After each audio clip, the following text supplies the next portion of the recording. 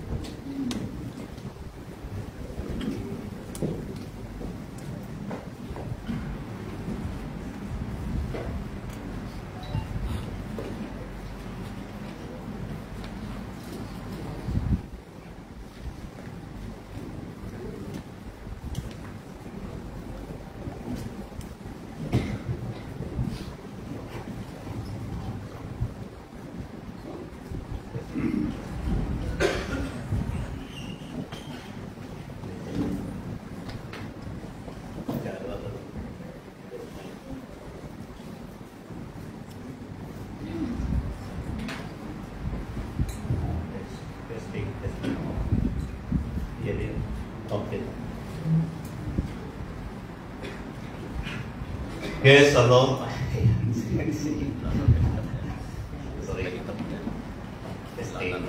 Selamat pagi, selamat bertemu kita sekali lagi di Tuhan yang kasih. Ya, karena kita jarang-jarang pakai ini barang ini, kadang-kadang kita rasa kaku. Puji Tuhan, ini merupakan satu kesempatan untuk kita meneruskan kehidupan kita di bulan yang baru.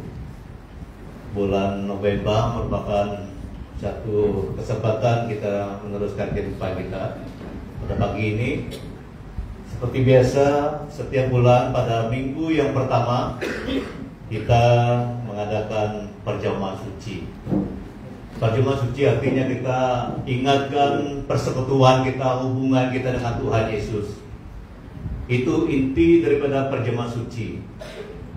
Itu bukan acara yang biasa. Perjamuan suci merupakan satu acara yang sangat penting, yang sangat perlu kita mengerti apa artinya, apa yang di dalamnya. Ini merupakan satu peristiwa di mana Tuhan Yesus mulai mengadakan perjamuan itu hanya dengan murid-muridnya, tiada orang lain. Tuhan Yesus dengan hanya murid-muridnya saja yang di dalam ruangan bilik itu. Lalu dia berkata, inilah tubuhku, inilah darahku. Jadi kita di antara orang-orang yang berbahagia karena kita juga terlibat di dalam perjamuan itu. Oleh itu Bapak Ibu saudara-saudari, mari kita melihat dari Matius 26. Matius 26 untuk mempersiapkan hati kita mengambil roti dan air perjamuan pada hari ini. Kita membaca firman Tuhan dari Matius 26 ayat 26 sampai yang ke-29. Matius 26 sampai 29, firman Tuhan berkata demikian. Dan ketika mereka sedang makan, Yesus mengambil roti, mengucap berkat, memecah-mecahkannya, lalu memberikannya kepada murid-muridnya dan berkata, ambillah, makanlah, inilah tubuhku.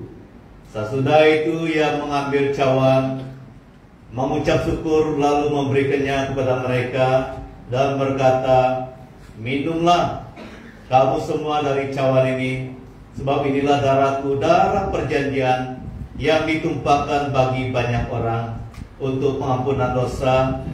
Akan tetapi aku berkata kepadamu, mulai dari sekarang aku tidak minum lagi hasil pokok anggur ini sampai pada hari aku meminumnya, yaitu yang baru bersama-sama dengan kamu dalam kerjaan Bapakku. Mari kita berdoa. Tuhan, Engkau adalah pribadi yang pertama kali mengadakan perjamuan ini bersama dengan murid-Mu.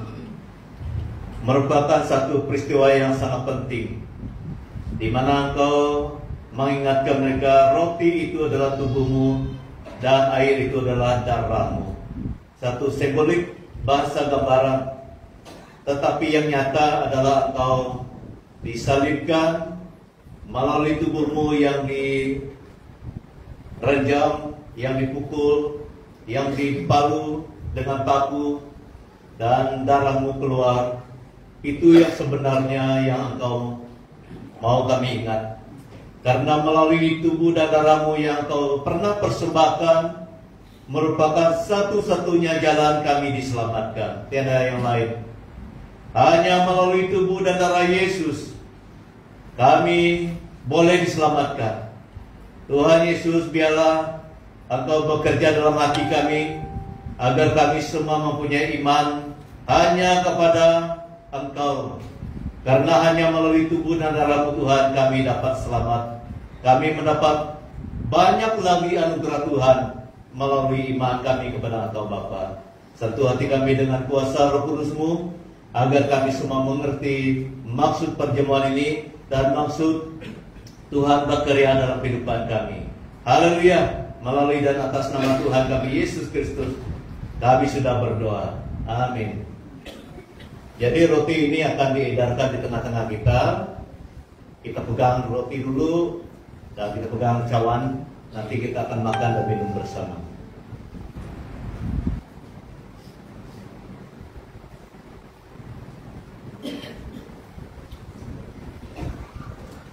Oke, ya, kita pegang dulu. Nanti kita akan makan dan minum bersama. Bapak Ibu saudara-saudari, perkara yang sangat penting waktu kita mengadakan perjamuan ini adalah kita harus mengarahkan hati kita kepada Tuhan. Harus, mau tidak mau kita harus mengarahkan hati kita kepada Tuhan. Karena Tuhanlah sebabnya kita mengambil perjamuan ini, bukan pastor, bukan pendeta, bukan manusia. Jadi itu sebabnya setiap kali kita mengambil perjamuan roti dan air ini, kita harus arahkan hati kita kepada Tuhan Yesus. Karena itu adalah inti sebabnya kita mengambil perjamuan. Dia juga satu-satunya yang berkuasa di atas keselamatan kita. Karena melalui tubuh dan darah Yesus, keselamatan itu terjadi. Sebagai anak-anak Tuhan, hamba-hamba Tuhan, kita patut bersyukurlah. Karena kita sudah mengenal keselamatan itu. Kita sudah menjalani hidup kita melalui jalan itu. Sepatutnya dan selayaknya kita harus bersyukurlah. Karena kita sudah menemukan jalan itu hanya melalui Yesus. Itu sebabnya setiap kali kita mengambil roti dan air, kita harus ingat kepada Dia yang telah melakukan ataupun menggenapi karya keselamatan itu. Sebelum kita dilahirkan, keselamatan itu sudah Tuhan sediakan. Ini yang luar biasa dalam karya Tuhan. Waktu saya merenungkan bagian ini, saya tidak dapat bayangkan begitu besar kasih Tuhan kepada kita. Sebelum kita dilahirkan, sedangkan ini peristiwa 2000 tahun yang sudah berlalu. Belum ada yang lahir waktu itu di antara kita ini, tetapi Yesus sudah mati untuk kita. Jadi oleh karena kita tahu bahwa Tuhan sangat mengasihi kita, kita tidak boleh main-main lagi dalam perjalanan hidup kita dengan Tuhan. Kita tidak boleh santai-santai, kata orang pasar itu. Kita harus serius, karena Tuhan mati serius bagi kita. Dia tidak main-main. Dia tidak main-main mati untuk kita. Jadi saya terpaksa pakai bahasa yang agak membuat kita berpikir. Kita perlu berpikir. Kita perlu berpikir. Karena Yesus mati bukan dia pura-pura mati, tetapi dia betul-betul mati untuk kita. Jadi kadang-kadang kita perlu cari bahasa untuk menggerakkan hati manusia itu. Kadang-kadang manusia itu pura-pura tidak tahu, sedangkan Yesus sudah mati untuk kita. Karena kita sudah tahu Yesus mati untuk kita, kita harus serius. Hidup serius bersama dengan Tuhan. Apa yang kita perlu lakukan? Kita harus bersyukur. Barasa penatolohan Tuhan, tapi Tuhan memakai menitah. Kita harus serius lah, karena Yesus juga serius menyelamatkan kita. Jadi di kesempatan hari ini kita harus uji hati kita, hidup kita. Kalau selama ini kita tidak sungguh-sungguh menjalani hidup kita sebagai orang Kristen, kita harus berpikir dan buat satu janji baru lagi, buat satu komitmen baru lagi. Tuhan, kalau selama ini saya tidak serius menjadi orang Kristen, hari ini saya mau berjanji di hadapan Tuhan, saya mau serius, sungguh-sungguh menghormati apa yang pernah Tuhan lakukan. Karena apa yang Tuhan pernah lakukan untuk saya itu sangat berat. Mati bagi saya, dihina, Yesus diudah bagi kita, dia dicambuk, dia dimuktakan duri. Saya pernah melihat duri itu di tanah Palestina, begitu panjang. Duri itu begitu panjang, dan waktu dimasukkan di kepala Yesus, memang luka. Memang luka, apalagi duri yang panjang itu, duri yang kecil ini pun, duri sawit yang kecil itu pun memberi luka. Tetapi duri itu memang panjang, memang tajam, keras dan tajam itu dimahkotakan di kepala Yesus. Sangat sakit, begitu sakit. Tetapi dia rela menanggung itu untuk kita. Kita boleh bayangkan, dia rela menderita untuk kita karena dia mengasihi kita semua. Oleh itu dalam kesempatan yang masih ada hari ini sebagai orang Kristen, kita perlu ambil berat. Kita harus sungguh-sungguh menjalani hidup sebagai orang Kristen yang betul-betul menghormati Tuhan, bukan menghormati manusia, menghormati Tuhan yang sudah menyelamatkan kita. Saya pun sama, saya harus menghormati Tuhan yang sudah menyelamatkan saya. Jadi memang tidak mudah. Saya percaya memang tidak mudah. Tetapi itu menuntut kesungguhan kita. Apabila kita sungguh-sungguh mau menghormati Tuhan, mau menyenangkan hati Tuhan dengan kehidupan yang masih ada, saya percaya Tuhan akan tolong kita. Amin. Tuhan akan tolong kita. Tuhan akan tolong saya. Tuhan akan tolong kita semua. Bagaimana kita boleh sungguh-sungguh serius menjadi orang Kristen. Jadi kalau kita katakan kita adalah orang Kristen yang serius, seperti kata penentu satu tadi itu, jadi apa tanggung jawab kita? Perlu ada bukti dia.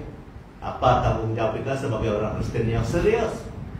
Kita harus buktikan cinta kasih kita pada Tuhan melalui pelayanan-pelayanan, melalui persembahan, melalui keterlibatan kita di dalam pelayanan. Perlu ada buktinya. Waktu Tuhan melihat ada bukti, wah puji Tuhan, dia senang dengan kita. Jadi Bapak Ibu Saudara-saudari, di mana-mana pun kita daftar, di BFKC Korniata, di BF Bukti Keradaan, memang semua gereja mau kita terlibat. Tidak ada gereja yang mau kita hanya begitu saja, saudara. Jadi ini bukan memaksa kita, tapi memberi peluang kepada kita melabur dalam kerajaan Tuhan melalui gerejanya.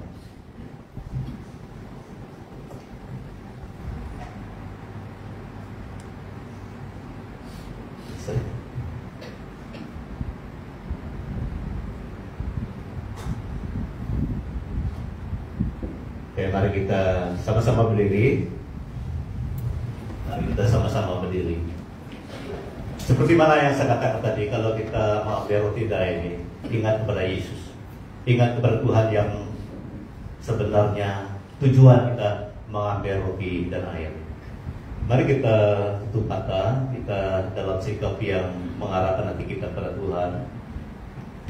Waktu Yesus mengambil roti itu, dia memecah-mecahkannya dan memberikannya kepada mereka dan berkata kepada mereka, makanlah kamu semua dari roti ini. Mari kita makan bersama-sama.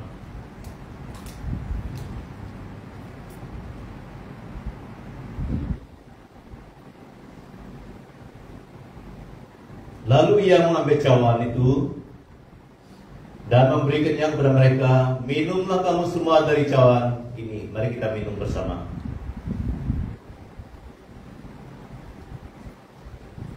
Kita berdoa. Tuhan, kasih-Mu begitu besar dalam kehidupan kami. Engkau rela mati bagi kami, Tuhan, semata-mata mau menyelamatkan kami. Tolong kami semua Bapa, agar kami mengerti nilai kasih-Mu yang besar itu, supaya kami juga menyatakan kesyukuran kami melalui kehidupan kami, melalui pelayanan kami. Seperti kata penetua satu dari Tuhan, kami harus bertanggung jawab kepada gerejamu, kepada pelayanan Tuhan. Tuhan, mampukan kami semua, jangan ada yang terkecuali. Mampukan kami semua terlibat sama dalam pekerjaanmu, karena itu membuktikan kami betul-betul bersyukur kepada Engkau yang sudah mati bagi kami. Biarlah melalui keterlibatan kami, kehidupan kami, menjadi pelayanan kami, menjadi pelaburan kami. Karena Engkau berkata, apa yang kami tabur itu akan kami tuai. Apa yang kami tabur itu yang akan kami tuai. Kalau kami menabur kesembuhan kami dalam pelayanan, dalam persembahan apapun yang kami lakukan dalam gerejamu, kami akan tuai semuanya. Tuhan, berkati kami semua. Biarlah komitmen kami semakin kuat, semakin semangat mengikuti Engkau, melayani Engkau Tuhan dalam kehidupan ini. Melalui nama Tuhan kami Yesus Kristus, kami sudah berdoa. Amin. Oke, silakan duduk. Tuhan berkati. Tuhan berkati kita semua. Kita sangat bersyukur karena sebelum kita dilahirkan, Tuhan sudah menyatakan kasih-Nya kepada kita. Sebelum kita dilahirkan. Jadi ini perlu kita ingatkan diri kita sendiri. Ingatkan diri kita sendiri sebelum kita dilahirkan, Tuhan sudah menyatakan kasih-Nya. Dengan apa? Dia menyatakan kasih-Nya dengan mati bagi kita di kayu salib. Setiap bulan kita harus ingatkan diri kita dalam perjumpaan ini, supaya kita selalu merasa bersyukur di hadapan Tuhan yang telah rela berkorban bagi kita. Bulan November ini merupakan bulan di mana kita belajar tentang satu pribadi yang sama, yang tidak jauh, yang tidak kurang penting artinya dari Allah Bapa, Allah Anak, dan yang seterusnya adalah Allah Roh Kudus, kuasa Roh Kudus. Karena Yesus sudah naik ke surga, jadi Roh Kudus itulah yang ada bersama dengan kita sebagai penolong kita, pribadi yang selalu menolong kita setiap hari, pribadi yang senantiasa menyertai kita. Karena apabila Roh Kudus itu hadir dalam kehidupan kita, maka kita akan mampu menjadi anaknya, menjadi gerejanya yang sungguh-sungguh menyenangkan hati Tuhan. Jadi kita patut bersyukurlah karena Roh Kudus itu sudah diberikan dalam hati kita, karena itu merupakan pribadi Tuhan yang selalu menolong kita. Sebenarnya pelajaran tentang Roh Kudus ini terlalu banyak, tapi dalam kesempatan yang saya gunakan bagian ini mungkin ada 2 kali. Saya ada 1 kali Mak Grace yang akan menyampaikan 3 kali sebenarnya mungkin dalam bulan ini. Dan dalam kesempatan 3 kali itu saya kupaskan beberapa hal awal tentang Roh Kudus, tentang siapa dia dan peranan dia dalam kehidupan. Mari kita melihat dari satu teks firman Tuhan yang saya sediakan hari ini untuk kita, karena kita mau belajar tentang Roh Kudus Tuhan. Jadi coba kamu tes dulu.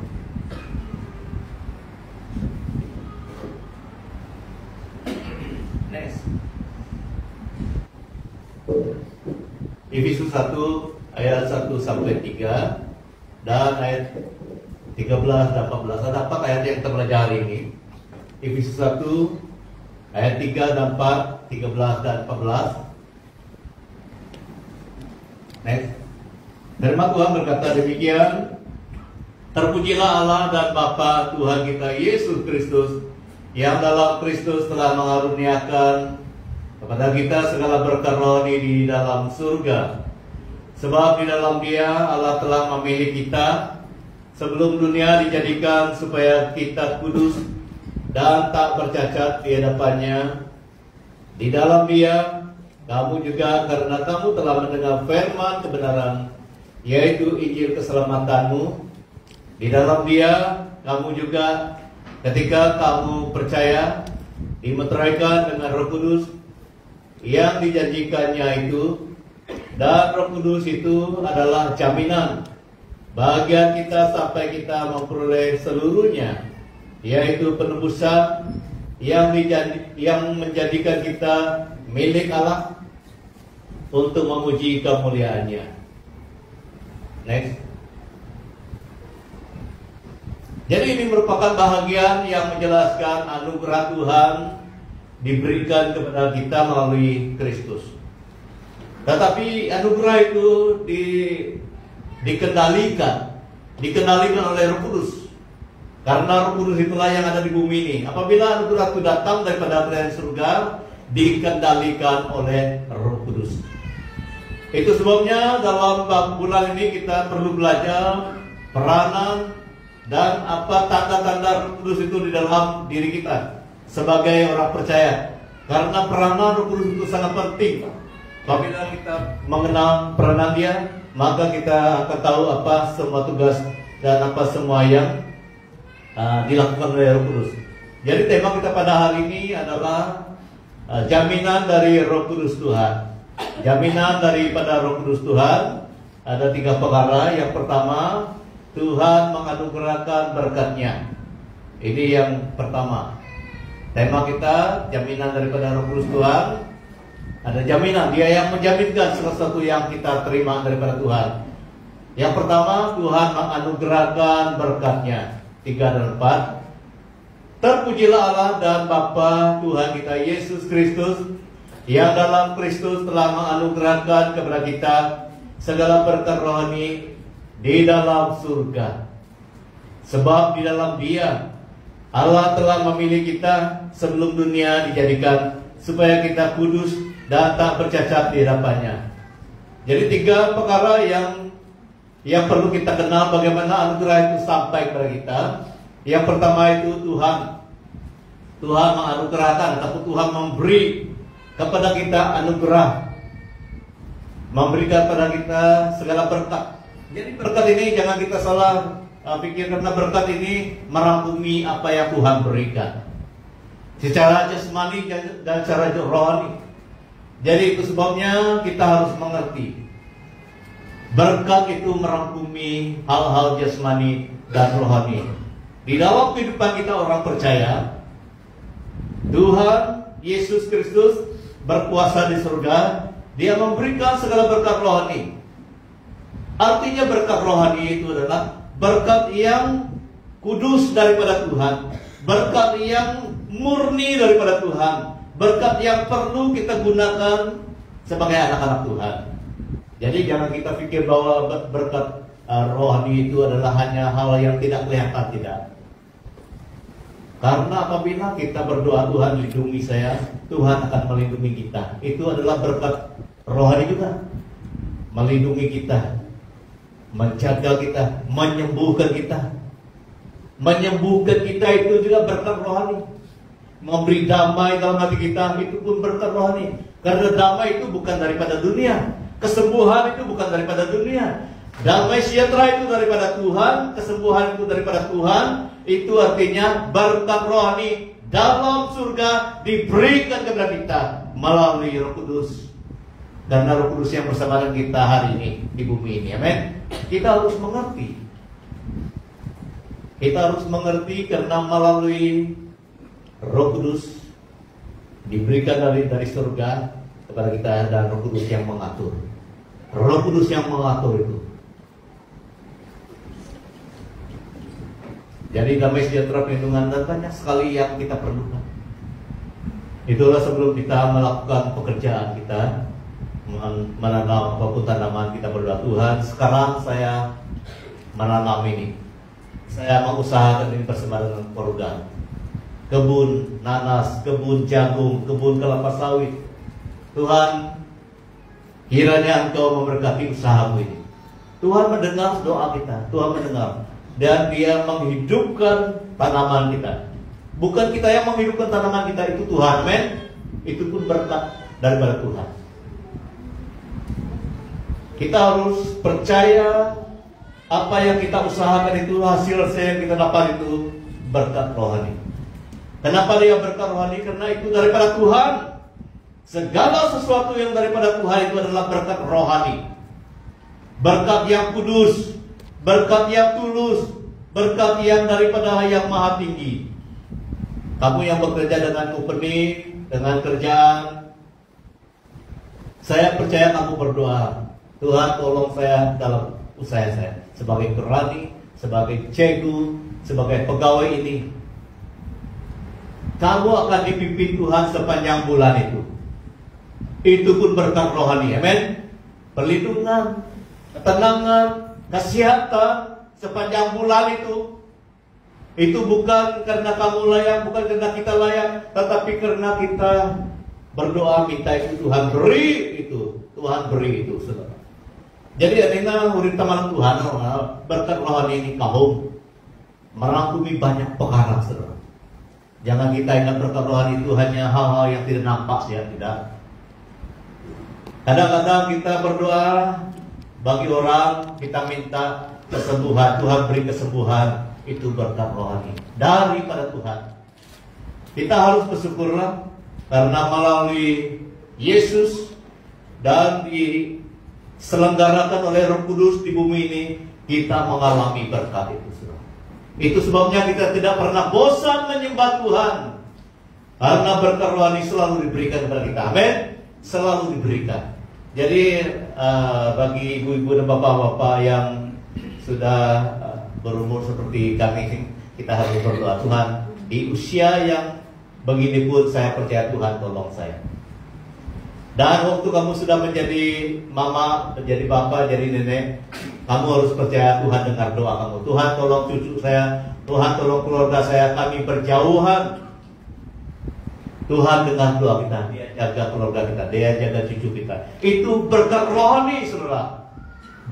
Berkat rohani ini terlalu banyak, saudara. Terlalu banyak. Yang kedua, dalam dia itu adalah Yesus. Dalam Yesus Allah telah memilih kita sebelum dunia dijadikan. Luar biasa. Sebelum dunia dijadikan Dia memilih kita. Bagaimana kita kenal Tuhan pilih kita? Kita ada kerinduan mencari Tuhan. Amin. Kalau kita tidak ada kerinduan, saya percaya kita tidak mau datang gereja ini.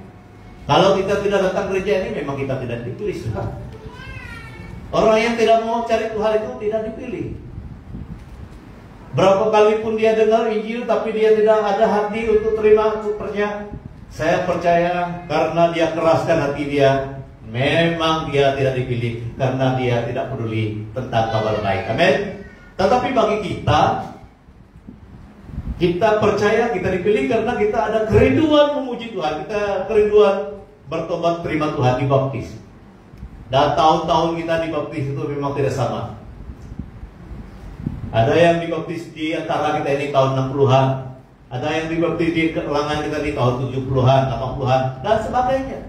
Itu merupakan perjalanan kita bersama dengan Tuhan. Apabila ada perjalanan kita bersama dengan Tuhan, mau terima Tuhan, mau percaya Tuhan, itu tanda kita dipilih. Amin. Itu tanda kita dipilih. Sangat simpel. Bagaimana kita merasa kita dipilih? Dalam hati kita mau ikut Tuhan. Dalam hati kita mau menyembah Tuhan.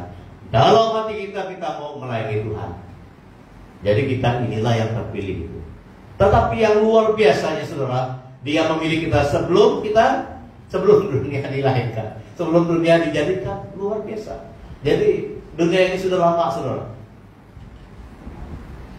Kita patut bersyukur karena Tuhan begitu mengasihi kita, sehingga kita yang ada dalam rumah Tuhan ini semuanya dipilih. Kita harus bersyukur karena kita sudah dipilih, saudara.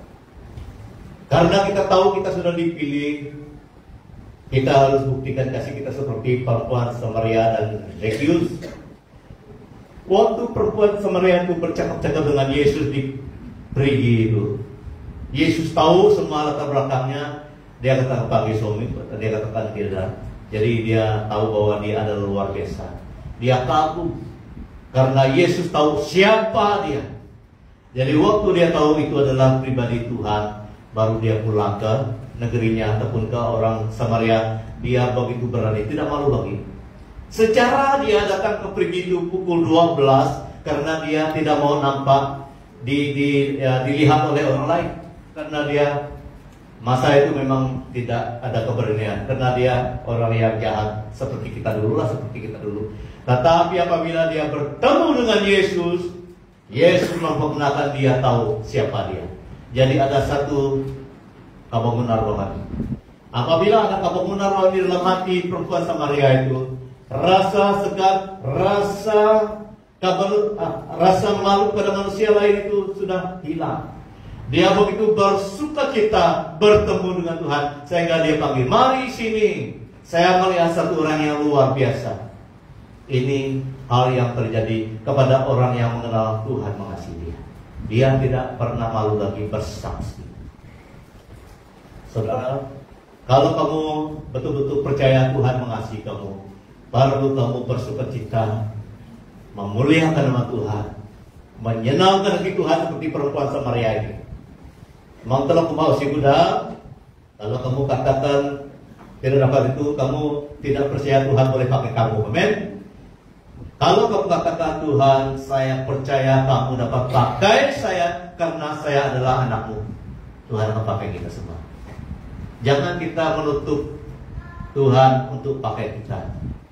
Semua kita ini memang terbatas, termasuk saya sangat terbatas.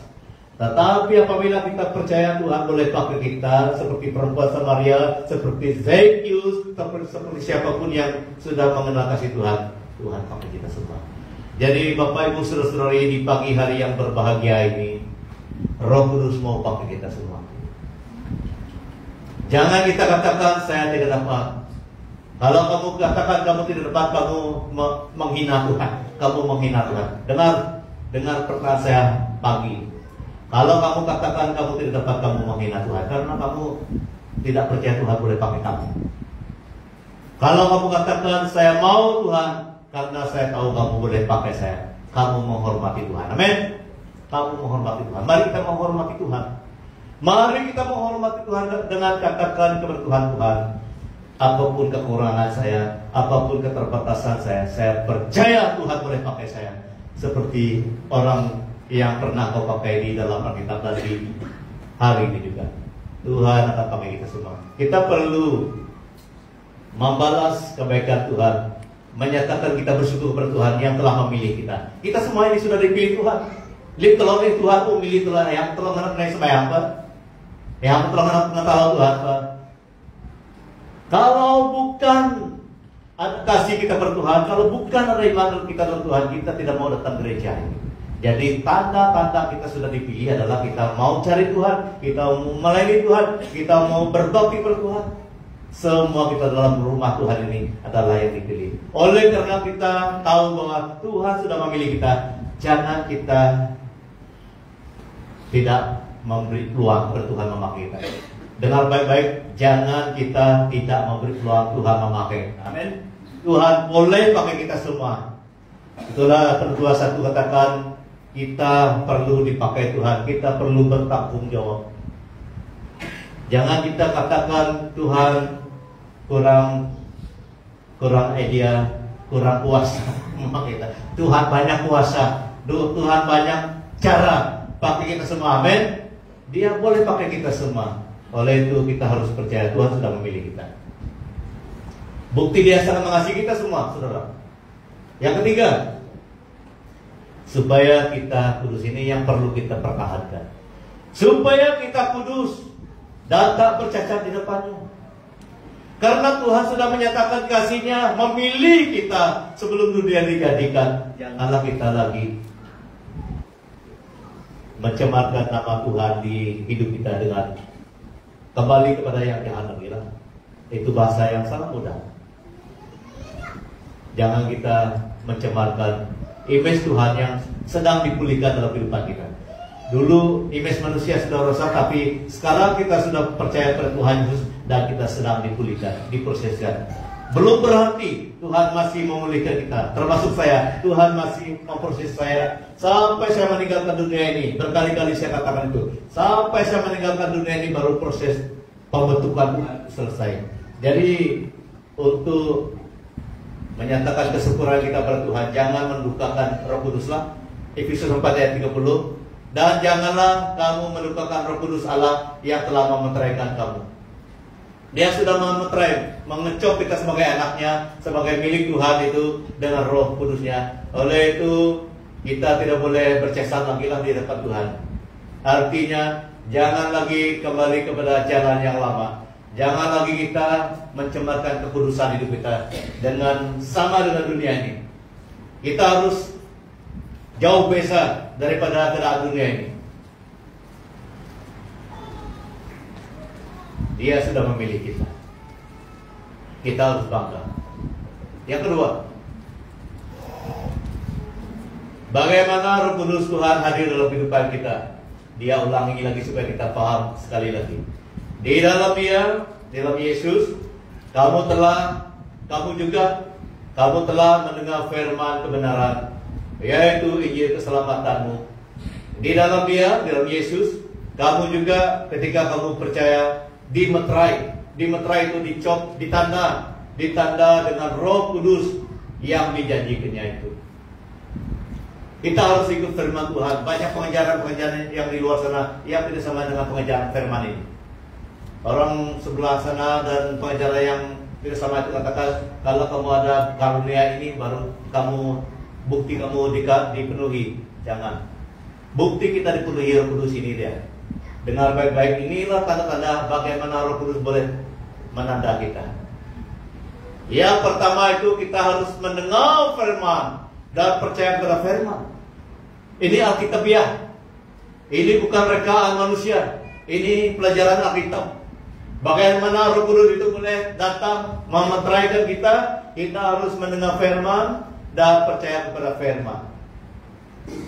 Ini yang pertama. Kita harus mendengar dan percaya kepada firman. Ketika mendengar dan percaya kepada firman, dimeteraikan dengan Roh Kudus. Ini pelajaran Alkitab. Kita harus ikuti ini, kita harus percaya ini. Kalau ada pengajaran yang lain yang tidak sama dengan ini, kita harus hati-hatilah. Takut kita akan menyimpang. Tetapi firman Tuhan mengajarkan kita bagaimana Roh Kudus itu boleh tanda kita, boleh meterai kita. Kita harus mendengar firman. Siapapun yang memberitakan firman, bukan hanya pendeta pastor saja. Dekan-dekan pun boleh memberitakan firman. Kita harus dengar. Kita harus dengar firman itu dan kita harus percaya. Jadi dari sana Tuhan melihat kita. Oh, dia sudah mendengar. Oh, dia sudah percaya. Saya harus menandakan dia. Yang boleh memeteraikan kita dengan Roh Kudus bukan manusia. Jadi yang memeteraikan kita dengan Roh Kudus itu adalah Tuhan. Kita lihat firman Tuhan. Di dalam Dia, ketika kamu percaya, dimeteraikan dengan Roh Kudus. Yang memeteraikan kita dengan Roh Kudus itu adalah Tuhan sendiri, bukan manusia, bukan pendeta. Waktu Saulus mendengar, Saulus, kenapa kau menganiaya aku? Siapa engkau Tuhan? Siapa engkau Tuhan? Akulah Yesus. Jadi dia mendengar. Dia mendengar suara firman. Dia percaya. Apabila Saulus mendengar dan percaya itu adalah suara Tuhan, dia diubahkan. Apabila dia sudah diubahkan, barulah dia boleh dipakai, saudara. Kalau prinsip Tuhan seperti itu, dia juga akan sama di dalam kehidupan kita. Apabila kita mau dipakai Tuhan seperti Paulus, kita harus mendengar suara Tuhan. Kita harus percaya suara Tuhan. Kita harus percaya. Baru Tuhan boleh bekerja. Apabila Paulus katakan itu adalah suara Tuhan dalam hatinya, dan Tuhan tandakan dia harus buta 3 hari. Dari sana ada perubahan yang luar biasa dalam kehidupan Paulus. Sedangkan Saulus pada masa itu dia pergi ke Damsyik mau menangkap dan membunuh orang Kristen. Tujuannya lain, tetapi tujuan Tuhan lain. Walaupun dia jahat seperti kita dulu, tetapi Tuhan sangat mengasihi dia. Sama Tuhan, sama halnya Tuhan mengasihi kita juga. Tuhan tidak pernah pilih kasih. Tuhan tidak pernah pilih kasih. Jahat walaupun Saulus itu, dia tetap mengasihi dia. Sama juga dia mengasihi kita. Prinsipnya sama, saudara. Apabila kita mau Roh Kudus itu datang dalam hati dan hidup kita, kita harus mendengar firman. kita harus percaya firman. Begitu juga Maria. Datang mereka membawa firman. Mereka katakan engkau akan mengandung anak yang dalam kandunganmu itu bukan dari manusia, tapi daripada Roh Kudus. Maria mendengar, dia percaya. Jadilah sesuai dengan apa yang kau katakan kepada hamba-Mu ini. Dia tahu mereka itu datang membawa firman daripada atasan dia, kerjaan surga. Firman itu bukan mereka punya, firman itu daripada Tuhan. Maria mendengar, Maria percaya Tuhan pakai dia, Tuhan menyertai dia. Sama prinsipnya dalam kehidupan kita. Kalau kita mau Tuhan berkenan kepada kita, kita mau mengalami Tuhan seperti Saulus dan Maria, kita dengar firman. Kita sungguh-sungguh mendengar dan mengikuti firman itu, Tuhan akan hadir dalam kehidupan kita. Roh Kudus akan datang memeteraikan kita. Ini kuncinya, saudara. Jangan cari kunci-kunci yang lain. Jangan cari cara-cara yang lain bagaimana Roh Kudus datang. Tidak perlu puasa 2 bulan, tidak perlu puasa 3 bulan. Yang perlu kita lakukan, kita dengar firman Tuhan, kita percaya firman Tuhan, Roh Kudus akan menolong kita. Amin. Ini Alkitab, cara Alkitab. Ada juga cara yang lain, tapi kita perlu hati-hati. Saya perlu tegas katakan, perlu hati-hati kalau ada orang pergunakan cara yang lain, bagaimana Roh Kudus boleh datang kepada kita. Harus hati-hati. Firman Tuhan sudah mengajak kita hari ini, amin.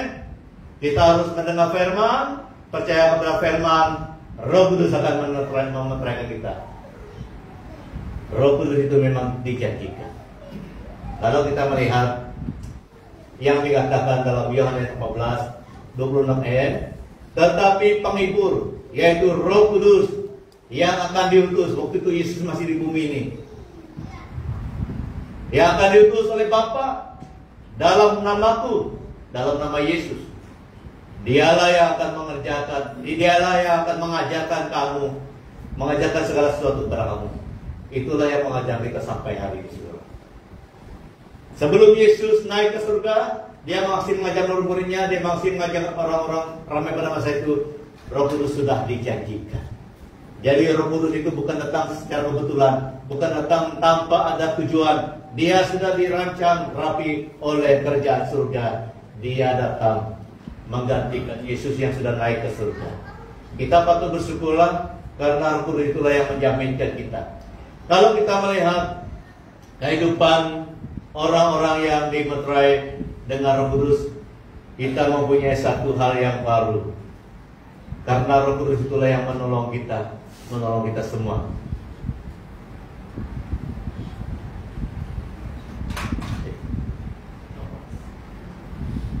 Ya. Jadi yang terakhir pada hari ini, Roh Kudus itulah jaminan dalam kehidupan kita. Ada tanda-tanda dia dalam kehidupan kita. Roh Kudus Tuhan adalah jaminan. 14. Dan Roh Kudus itu adalah jaminan bagian kita sampai kita memperoleh seluruhnya, yaitu penebusan yang menjadikan kita milik Allah untuk memuji kemuliaannya. Jaminan, grito. Saya pakai bahasa yang senang memahami karena banyak orang luar rumah, luar kereta perlu ada grito. Jadi Roh Kudus ini seperti grito kita, seperti grito. Apabila kita di bumi ini ada grito kita, mana-mana kamu pergi ada grito kita ikut. Jadi saya mau pakai bahasa yang mudah supaya kita mengerti bahwa Roh Kudus itu adalah jaminan grito kita. Roh Kudus adalah jaminan bagian kita. Kalau kita melihat Petrus dan rekan-rekannya lain, mereka adalah nelayan, tidak pergi sekolah. Sekolah pelayan pun tidak, sekolah dewasa pun tidak. Sekolah mereka sekolah tangkap ikan saja. Kita lebih tinggi daripada mereka karena kita tidak sekolah tangkap ikan saja. Kita pernah pergi Darjah 1, kita pergi Skendri. Tetapi luar biasa kalau Tuhan pilih Petrus dan rekan-rekannya, walaupun mereka tidak pergi sekolah, mereka hanya tahu tangkap ikan saja, tahu bagaimana musim yang bagus bagi tangkap ikan. Seperti di Kelawin pun ada bak kemahiran tangkap ikan. Tapi di Kelawin lebih lagi, dia bukan hanya mahir tangkap ikan. Dia boleh tanam sawit, dia boleh tanam nanas, dia boleh pergi macam-macam lah. Lebih banyak lagi di Kelawin punya daripada Petrus. Petrus hanya satu saja. Dia hanya tahu tangkap ikan, tahu situasi yang baik untuk tangkap ikan, tidak pada tanam sawit, tidak pada tanam nanas, tidak pada dreba lori seperti dekat Billy. Tapi waktu Tuhan pilih Petrus dan rakan-rakannya, dia jamin mereka dengan Roh Kudus. Amin. Dia memberi Roh Kudus sehingga mereka boleh menjadi rasul. Mereka boleh menjadi murid yang berani. Kalau kita melihat kehidupan mereka, berani betul mereka. Petrus pernah dipenjarakan karena iri hati orang Yahudi. Tetapi malaikat Tuhan datang. Belum masanya Petrus, dia buka semua rantai, Petrus keluar. Dan sebagainya. Begitu berani. Orang yang tidak mempunyai modal yang banyak, waktu Tuhan menyertai dengan kuasa Roh Kudus, Tuhan boleh melakukan hal-hal yang dahsyat. Seperti itu juga Tuhan akan pakai kita semua. Lalu telah cukup kurit telah, begitu telah percaya Tuhan, teguh telah Tuhan nada kayak belum anak, Tuhan akan pakai teloli. Tuhan boleh pakai kita semua dengan cara Tuhan yang heran. Tidak pernah habis cara Tuhan pakai kita, saudara. Tidak pernah habis. Yang perlu adalah kita mendengar firman, kita percaya firman, Roh Kudus menerai kita berjalan dengan kuasa hikmat Tuhan. Sama juga dengan gereja Tuhan hari ini, Roh Kudus juga yang menjaminkan kita. Itulah sebabnya kita harus percaya. Kita boleh melayani, kita boleh melakukan apapun untuk memuliakan Tuhan karena ada Roh Kudus bersama dengan kita. Ada Roh Kudus. Yang kedua, penebusan itu terjadi. Kenapa penebusan itu sudah terjadi? Karena sebenarnya kita ini yang patut dihukum, tetapi Yesus menebus kita, menggantikan kita. Itu artinya penebusan yang menjadi milik kita melalui karya Yesus dan ditandai dengan kehadiran Roh Kudus dalam hidup kita hari ini. Dalam 1 Petrus 1 ayat 18 sampai 19 telah menebus kita, telah ditebus dengan cara hidup yang sia-sia, bukan dengan barang yang fana, melainkan dengan darah yang mahal, darah Yesus. Ini kutipan dari beberapa ayat dari 18 dan 19. Tetapi yang saya mau jelaskan di sana itu, kita ditebus, kita diganti oleh darah tubuh Yesus yang mahal. Karena kita yang layak dihukum ini diganti oleh Yesus. Yesus yang mati untuk kita, Yesus yang dihukum untuk kita, disalib, dia menggantikan kita. Kita tidak perlu dihukum. Kita perlu percaya, pertahankan iman kita kepada Tuhan Yesus. Jadi kita bersyukurlah karena itu jaminan Tuhan yang ada dalam kehidupan kita. Dia sudah menjamin kita keluar daripada hukuman. Yesus mati untuk kita. Yang terakhir, ini yang perlu kita banggakan, yang perlu kita lakukan juga lah. Setelah kita tahu Yesus dengan mengutus Roh Kudusnya dalam hidup kita, maka kita perlu memuji kemuliaannya melalui seluruh kehidupan kita. Satu ayat yang saya mau kongsikan untuk kita, 1 Korintus 6 ayat 20, sebab kamu telah dibeli dengan harganya yang telah lunas dibayar, karena itu muliakanlah Allah dengan tubuhmu. Semua kita perlu muliakan Tuhan. Arti muliakan Tuhan itu kita harus tinggikan nama Tuhan melalui seluruh kehidupan kita. Kita harus senangkan Tuhan melalui seluruh kehidupan kita. Itu artinya muliakan nama Tuhan melalui seluruh kehidupan kita.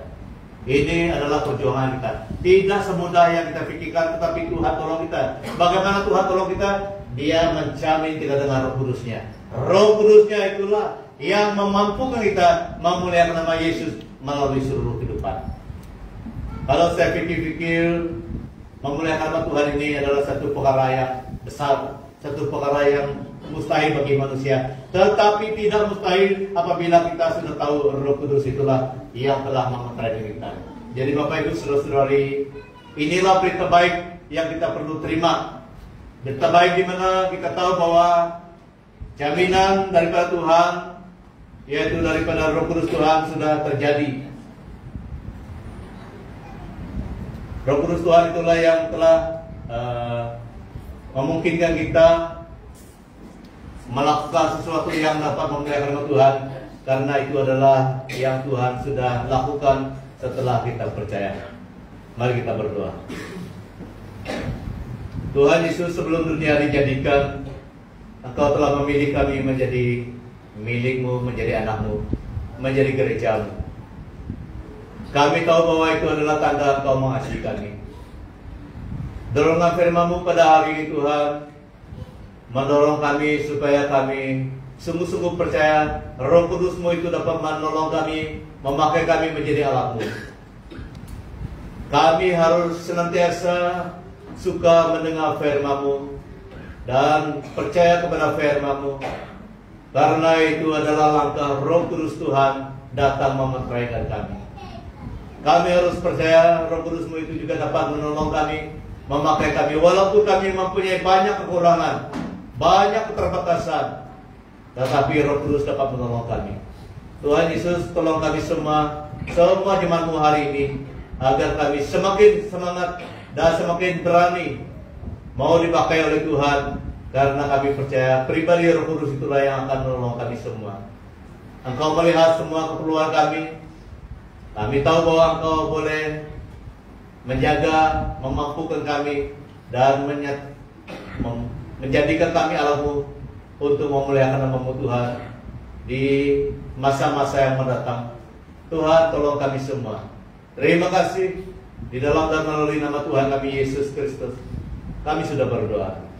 Amin. Jadi message kita hari ini sampai di sini. Saya kembalikan kepada majelis gereja untuk kita sidang dan doa penutupan. Silakan.